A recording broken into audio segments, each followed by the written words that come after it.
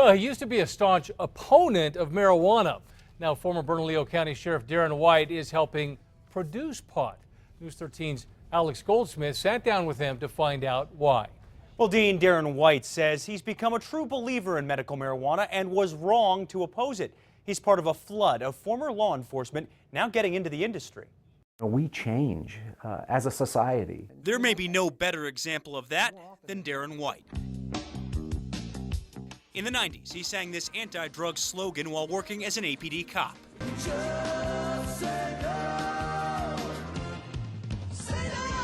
In 1999, he quit his job as state public safety secretary because of a dispute with Gary Johnson over drug legalization. I don't understand the concept of responsible heroin use. In 2007, as Sheriff White, he opposed Governor Bill Richardson's medical pot push, telling the Albuquerque Tribune, quote, "I've never supported medical marijuana."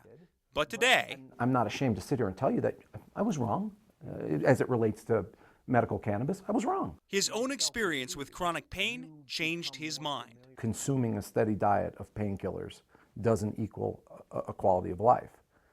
And I know that medical cannabis works. And it's also the reason why I'm a card holder.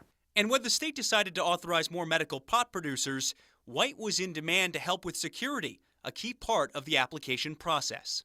I was actually approached by 3 separate companies when the process had started. He went from consulting to now helping run Pure Life, one of a dozen newly approved producers. He wasn't the only one who tried. Former Deputy Sheriff David Linthicum was listed as a director for another proposed producer.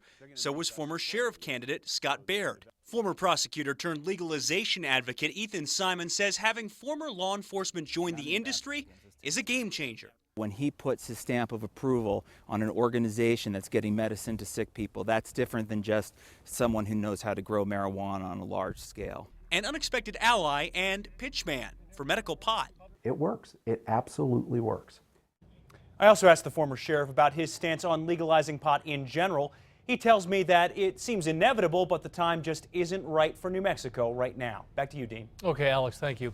Next week, the state will start releasing information about the 35 medical pot producers in New Mexico. Now, that's always been kept a secret. There are more than 20,000 patients in the state's program.